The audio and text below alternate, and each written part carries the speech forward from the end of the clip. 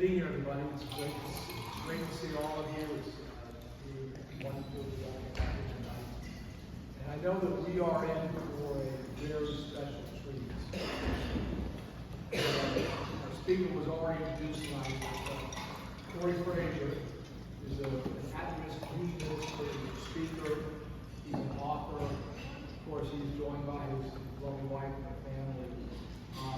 And I know we're really going to open up our hearts and minds this time. His story is truly remarkable. Just to give you a couple facts here, he was born in September 17, grew up in Flint, Michigan, oldest of 5 children. Lived a pretty normal life through the elementary years. And then as he became a teenager, his life did take a couple different turns. Maybe once or twice found himself in the wrong place at the wrong time. And that really culminated in a rather life-changing event in June of 1995. Where he was found wrongly accused, but he was found to be an accomplice in a murder.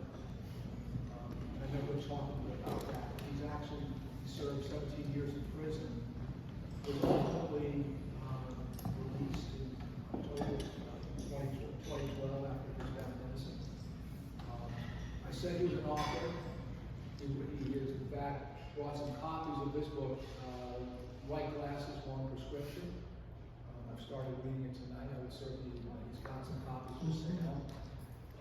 And before I tell too much more of his story, Corey, why don't I let you come up and you can tell it better firsthand. But let's get Corey real.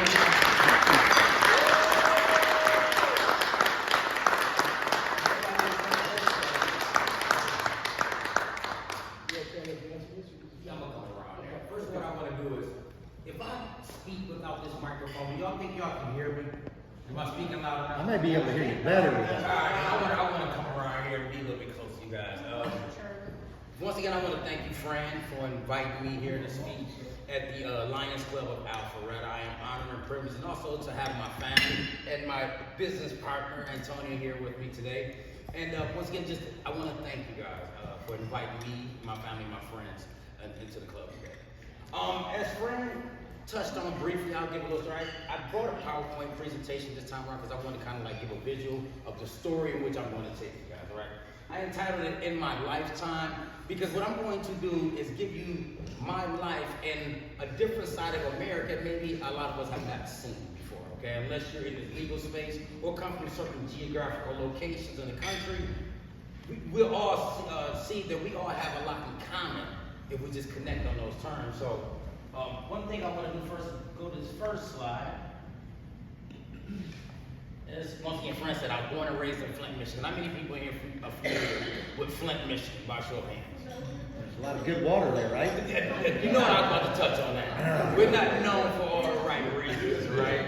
But back in the 70s and 60s, we were known for General Motors. General Motors, Buick City was a powerhouse in Flint, Michigan at the time. And my mother worked there for 33 years. She retired back in, I think it was 2008. But Flint was a thriving city at one point in time until the early 80s and late 90s when General Motors, well mid-90s when General Motors started to outsource. They started shipping plants and stuff over to China and Mexico. And what that did was killed a whole city because the mom and pop stores, we were all dependent on General Motors. And when General Motors left, the city just became a dilapidated city. And of course, certain things happened in the community. One of them is myself. Well, first I'll say, once again, my family out there, my sliders, they're here with me. Meet the Fraziers. You got my daughter, Promise, right there. My son, which is the oldest boy, Tom, of course, my wife. But we're the Fraziers. But life hadn't always been like this for us, especially for me. June 26th of 1995, I was charged and I was arrested on 2 counts of open murder, 2 counts of felony firearm, and 1 count of armed robbery. To give you a very brief story, what happened was a friend of mine asked me to go somewhere with him. I didn't know what he had in mind. He robbed and killed 2 people. And in Genesee County, they said I was just as guilty because I was present. Once again, I was found guilty. That picture that you see right there is me of the verdict. They found me guilty, and I had a very big emotional reaction to the verdict. In March of that following year, they sentenced me once again to 2 life without parole sentences, 2 years each for the felony firearm charge, and also a life sentence for the armed robbery. It took me over 17 years to regain my freedom. I mean, a very long time. Before I went to prison, didn't have a life at all, other than when we fell from the streets, because I ended up going to the streets when General Motors left. But while I was there, my mother passed, my father passed, my grandfather passed, my stepfather passed, and I was pushed back inside after really proving my innocence. And what I wanted to do was, I wanted to come back out here in this world and to tell this story, hoping that I can grab attention to people that don't know this lifestyle, and also those that's going to go through it, because just to call a spade, in the urban community, my story won't be the only one told. It won't be the only told. It's going to have a lot more kids going through this same system. And it is my hope and prayer that I can grab at least one to prevent them from what I'm going through. And from this life, I will say this here, is that I found my purpose and my passion. Like, I hate that I had to go through that. I hate that I had to prove my innocence, and it took me a very long time, and I lost a lot. However, that experience put me in a position today to where I can go into the jails and community centers and speak. I can go into these detention centers and speak and connect with young people that look like me and identify with me, but tell them, hold on, I don't know what road you think you're about to go down, but it's about to be terrible. And one thing that I always try to exercise, especially when I go into these places, is that most of these kids that I talk to, they haven't been to prison yet. And what I don't do is sugarcoat it. No, you might be the kid that get raped. You might be the one extorted. You might be the one that died in it from a natural cause. Is this the life that you want to live? And this is my recurring message to people, especially in my community. You know, I mean, I would love to have been raised out here in Alpharetta. Alpharetta is a beautiful town. One day I will buy a house out here. So get ready, I'm gonna be your neighbor soon, okay? But I got a little work to do, because in my community, it is what it is. And I call a spade a spade. Once again, it's progressive policies that I try to fight against every day. Progressivism is killing the black community. But there's hope there. There's really hope there. I know a lot of people see news and hear about these stories, but I know a lady by the name of Miss Hosea who's been in the community for 50 years. Nothing happens to her, raised good children and stuff like that. Uncle Marcus is another guy that I know. These stories are never get told, because what the media does is just highlight certain things about the community. But it's a beautiful community.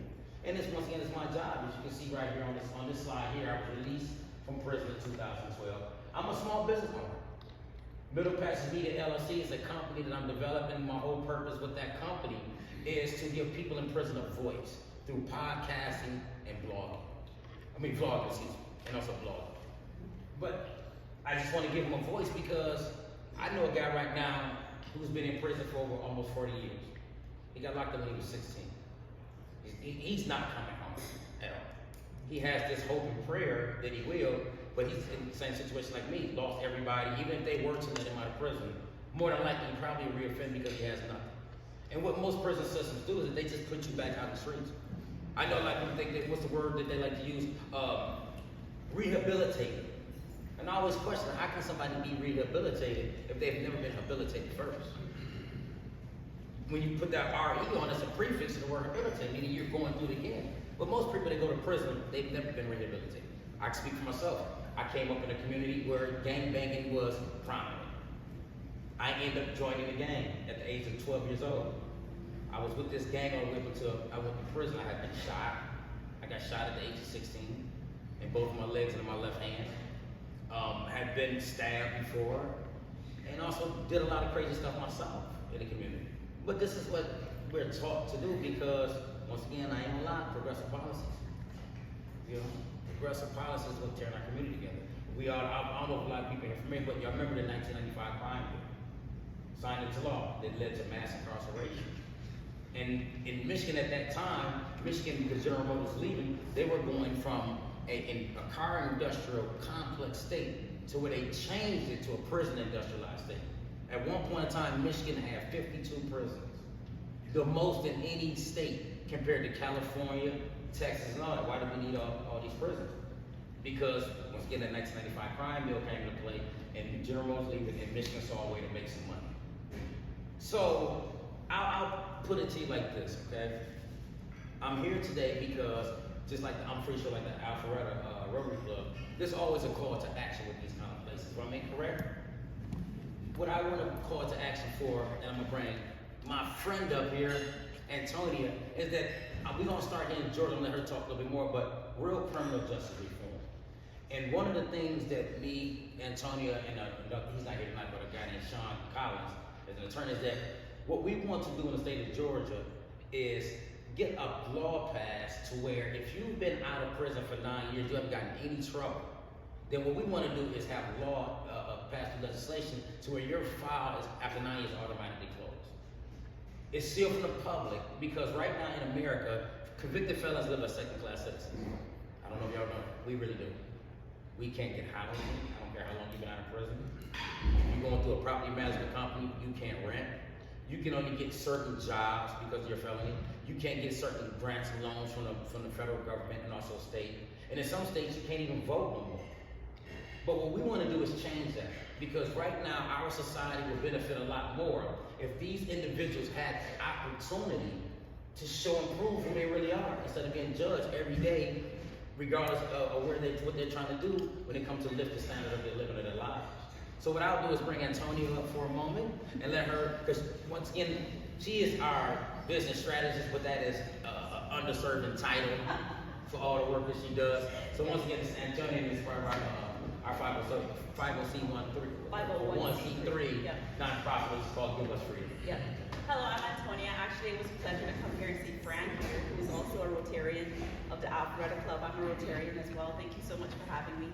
But like Corey said, and it's very hard to come behind Corey because he gives you the actual raw truth of the story. He's walked that life, he knows what that is. But we've joined together to build a nonprofit organization that's very much geared towards this very issue that we're having in society. It is there to help people who have gone through similar situations as Corey, where they've been incarcerated for crimes that one they didn't commit, or perhaps it might be someone who has gone into the system at a very young age and just continually got caught up in the system. However, they have, been reformed. They are now on this journey to do something different with their life, to be a positive citizen of our community, to contribute to the community. Those are the people that we're looking for. We're looking for them because they are going to be able to come out of the system and be able to contribute in some way, shape, or form, no matter which community they end up in. So we're looking for them. We're looking to partner with organizations, to partner with youth groups, to partner with other legal organizations, entities, whether that be some judges that we have been in talks with and saying, hey, have you seen this as a reoccurring thing? Are you seeing lots of youth who get caught in the system and they just keep going through the system and they never get out? They are lifetime prisoners, even when they're trying not to be. So our role and our mission is to, one, identify these individuals, to help them have a second chance at life. But of course, that's with them proving that they want to be positive contributors to society, right? This is not for the individual who wants to be a lifetime offender of crimes. This is for people who are diligently wanting to have a second chance at life, whether it's buying a house or renting a home, getting a job, being a pastor, and being able to, bring other youth together that are negatively impacted by the different circumstances that they face. So Corey and myself and another partner that we have, who is a litigation attorney, we're working diligently to pull together the 501c3. The long-term goal is for us to pass this bill, which is going to take a lot of all of us. It's going to take a lot of community. It's going to take a lot of push. But we're on a mission to do that, and we're hoping that the more we talk about it, the more we get people, involved, aware of it, that when you see it come to fruition, you would have said, hey, I've seen that group before. I know what that is, and I know what they're doing in the community, because this is another initiative that myself and Corey are involved in to help the community come together, to connect, to understand the more different that we think we are. We're actually a lot alike, and to move from this place of, you know, incarcerating people and not getting them reformed and ready to re-enter society.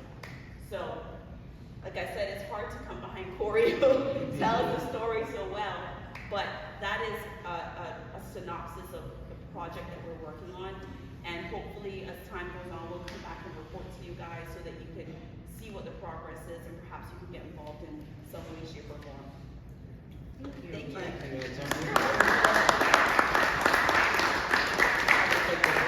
And I'll open up to some questions and answers, okay? And once again, I'll just slide. If you want to help immediately, you know, you can help donate, you know, to us. I mean, because it's going to take money and effort to do this. And what we're trying to do is, once again, just help a group of people that really need to be helped. And like I said, I'll open up to questions and answers. Yes. Okay, so I've got two, but the first one is, what's magic about 9 years? Well, the Department of Justice did a study. They they did 2 studies. The first one they did what was called a 5-year review, and what was it, just back in 2020 they did a 9-year review. What they did was follow over 500,000 people that were released from prison, and what they did was follow them and just watch their everyday activity patterns. And what they came to find, or the conclusion was, after 9 years of a person being released from prison or off a probation sentence or parole sentence, then their likelihood of them reoffending is almost second to none. And so it is I'm like, so well, since it's the government numbers, what better way to get the government to change laws than to use their own information they're kicking out? So our thing is that if this is the standard which y'all, or the research y'all have done, then after 9 years, whether man or woman, let them have true freedom. Because once again, if you've been convicted of a felony, no matter how long it's been, that's always going to come up. And then and especially us in society, then we always say, well, why these people just can't get it right? They can't get it right because no one let them. It's too many roadblocks and stuff. But if that felony was not present anytime I went to fill out a job application, I haven't got a job right now. I would own a home. I mean, a lot of different things in my life that I would have accomplished right now if that wasn't there. And so this is what we're trying to set out to do, is actually institute that to where you give people a second chance. So the second thing is that you may be aware that when you run a background, I'm a licensed private detective, so we used to do a lot of backgrounds for pre-employment screening. And in the state of Georgia, it's law that we're not allowed to report anything that we see over 5 years old, regardless. So if we report that, I can lose my license. So what you're saying is you want to improve upon that so that it can't even be seen. It can't be seen. Only people who have access to that is the court. Exactly, not seen, because I'll give you an example. I have an uncle who I know the law is different, but he lives in Illinois. He got convicted of a felony back in 1975. And still to this day, that felony comes up. Right. You know, almost 50 years ago. And so what we're trying to do is just have it sealed. Because I know they have in certain states, I think here in Georgia also, they have expungement, but expungement doesn't seal the felony conviction, right? It just stops it from being known in certain areas, certain regions. But what we're saying is this here: after 9 years, the only person that would know that you've been convicted of a felony is a judge. So if you want to say you've been on top of that. Any more? We open. Right. So I've had the benefit during some of your story, and I still think it's incredibly remarkable. I think the one thing I wanted to ask you, I mean, you served 17 years. You went in knowing you were innocent, but not knowing you'd be proven innocent. Therefore, would you ever be released? And I guess the question really is, how do you continue to not be consumed by despair or depression, just to know that your life's gonna get better, but yet your surroundings, you're a really to say depressing surrounding. How did you survive? And how did you have that wherewithal to keep going? That a better day was ahead. Number one is family. Family support is the biggest safety net that you can have when you come home from prison. To personalize a little bit more with myself, my life has to make sense. Like now to show you my little spiritual belief. Even though we hear a lot of bad stuff going on in the world, right? To me, it all makes sense for our higher scheme of things. So me going through what I went through in my life, it has to make sense. If not, this life isn't worth living. Just my opinion. God could have did something a lot better than have this mess the way it is down on earth. But I believe that everything I went through, it serves a purpose to help somebody else. And so that is the motivating factor. This is one reason why I get up every day. Also to the addition of my, my daughter, my children.